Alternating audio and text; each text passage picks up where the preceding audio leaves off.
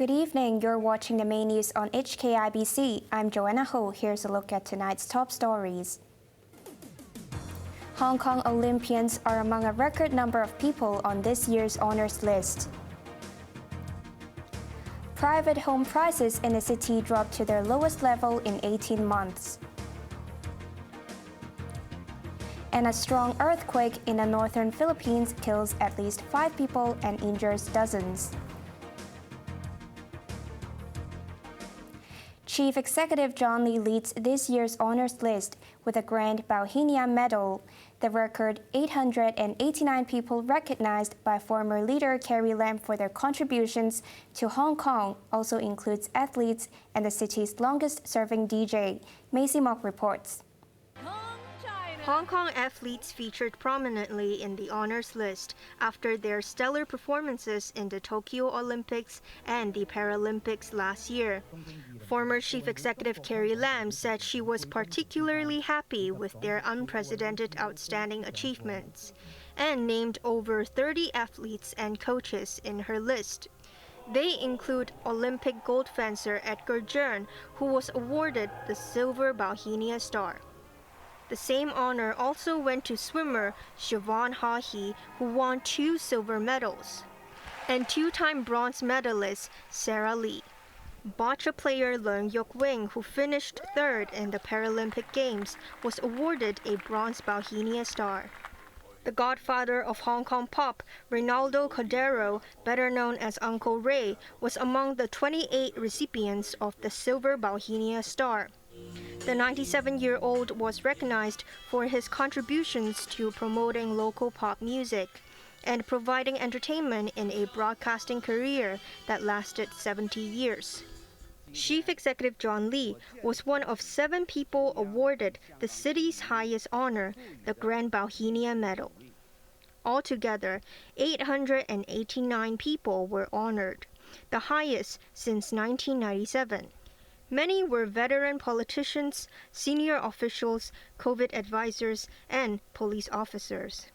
There was a last-minute adjustment with the former chief executive of China Everbright's Chen Shuang, dropped from the list because of an investigation by the mainland's anti-corruption body. The last list under former leader Carrie Lam was delayed by a month because of preparations for events marking the 25th anniversary of the handover.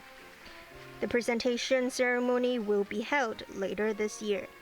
Maisie Mok, HKIBC. With new COVID cases going past the 4,500 level, the hospital authority is considering whether to provide oral medication to more people. We are still at the moment discussing within our expert group to see whether we can expand whether either lowering the age or whether there include more high-risk patients. This comes as Hong Kong recorded 4,508 new cases, including 220 imported infections. There were 10 virus-related deaths. Another 162 COVID patients were admitted to hospital, taking the total to just under 1,400. In an effort to reduce pressure on the public healthcare system, 13 private hospitals will provide 360 beds for the hospital authority to use for COVID and non-COVID patients. The private hospitals will gradually raise the number of beds provided to 1,000. In Macau, not a single COVID infection was reported for the first time since an outbreak began more than a month ago. More than 200,000 test samples collected yesterday were all negative. The gambling hub recorded 1,816 COVID infections since June 18th. The government said restrictions that are still in place will be relaxed gradually, and PCR testing will continue to prevent a rebound. Locally, a lawmaker has urged the government to raise the plastic bag levy to $2. Tony Che says plans to double the charge to $1 isn't much of a deterrent. The Environmental Protection Department has proposed charging shoppers who ask for plastic bags $1 instead of 50 cents as a present. It also suggested scrapping the exemption for frozen food. The adjustments are expected to take effect from December 31st. But the government said it's open to suggestions from lawmakers before the vetting period for the legislation expires. Legislator Tony Che accepted the invitation and proposed a $2 fee for plastic shopping bags. He believes that customers will be encouraged to bring their own shopping bags if they have to fork out $2. The lawmaker for the architectural and surveying sector dismissed concerns that his suggestion would impose a financial burden on people at a time when the economy is bad.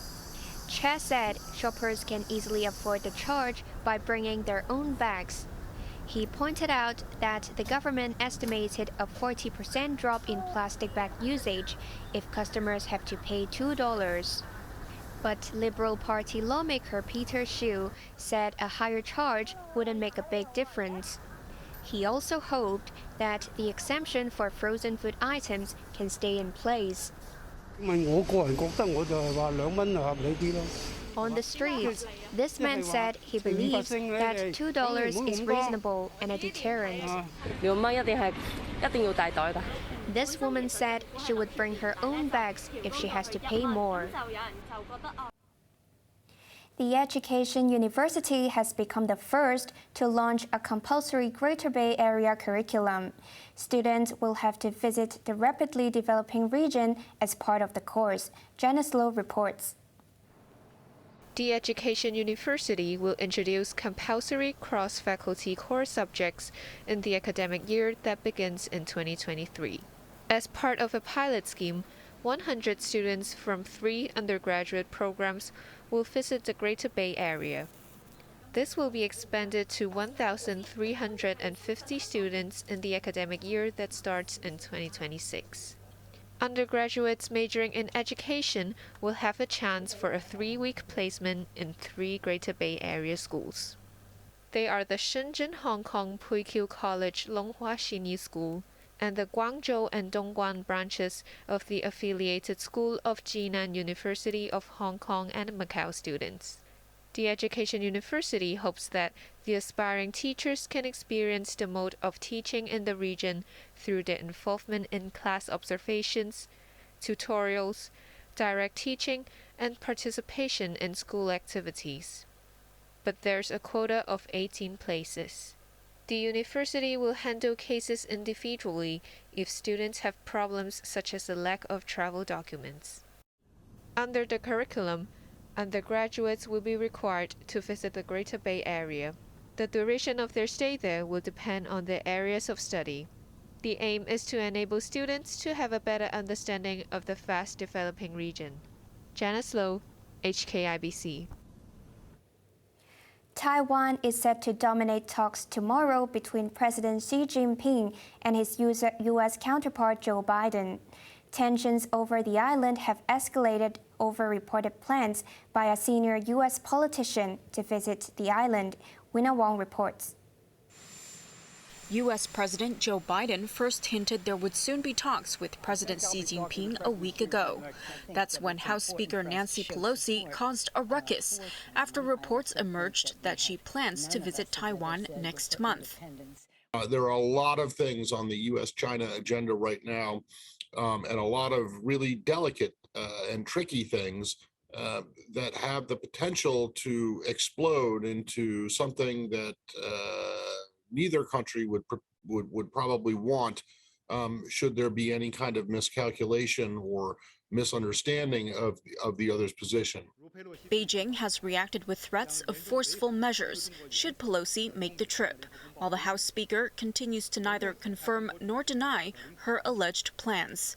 But if she does go, Pelosi would be the highest-ranking U.S. official to set foot on the island in 4 decades. Biden has already made it clear the U.S. military does not believe it is a good idea for her to go. As tensions between the two countries rise over Taiwan, the chairman of the Chinese People's Political Consultative Conference, Wang Yang, reiterated the importance of upholding the 1992 consensus. Addressing a meeting marking the agreement, he stressed Beijing continues to work towards reunification. Winna Wang, HKIBC. A powerful earthquake has rocked the northern Philippines, killing at least 5 people and injuring 60. The tremor, with a magnitude of 7, occurred this morning as the working day began. Scientists say the epicenter was in the town of Taiwan on the main island of Luzon, and aftershocks were expected. More than 60 landslides were reported, and bridges and highways cut off. A number of buildings were damaged. The impact of the tremor was felt as far away as the capital Manila, more than 400 kilometers to the south. President Ferdinand Marcos Jr., who felt the tremor in his palace, ordered rescue and relief teams to rush to stricken areas.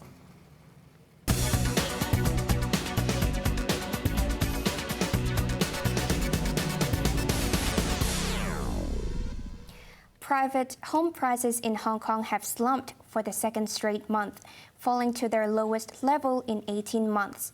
But some analysts expect prices to stabilize when the border with the mainland reopens. Chloe Feng reports. Private home prices in one of the world's most expensive property markets have continued to ease. The Rating and Valuation Department's Home Price Index dipped 1.1% month-on-month to 380.5 in June. It was the lowest level since December 2020. Home prices last month were down 3.4% from a year ago. The biggest drop of 1.8% was for units under 431 square feet. Rents, however, rebounded, rising 0.7% to end an 8-month slide. There are fears that a 75 basis point increase in U.S. interest rates expected tomorrow will force Hong Kong's de facto central bank to follow because of the peg to the U.S. dollar. And this could push mortgage rates higher. Some analysts expect home prices to stabilize when the border with the mainland reopens. The crucial factors affecting the market actually is not only interest rate. We need to see the overall economic performance and also the demand side and also unemployment rates. For the second half of the year, I believe there might have some relaxation in the border control, and also the PRC buyers will come back. Financial Chief Paul Chan acknowledged in an interview with a local newspaper that Hong Kong banks could be forced to increase their prime lending rates in coming months, but believed it won't be on the scale and pace of the U.S. Federal Reserve. He added that demand for housing remains robust and was confident that Hong Kong will not face a property market crisis. Chloe Fong, HKIBC. Now let's take a look at the markets. The Hang Seng Index closed down 235 points. To the top 10 active stocks, Tencent was down $9.20, Alibaba down $3.40. Meituan down 60 cents, Wuxi Biologics down $3.35. To the forex trading against Hong Kong dollar, euros at 7.96, British pound at 9.47, and Australian dollar at 5.45. Over to the UK market, FTSE 100 is up 44 points. On to the weather now. Hong Kong will continue to sizzle until the end of the month. Expect top temperatures of 34 degrees tomorrow. It will be fine and very hot in the next few days. Now let's take a look at the weather around the world.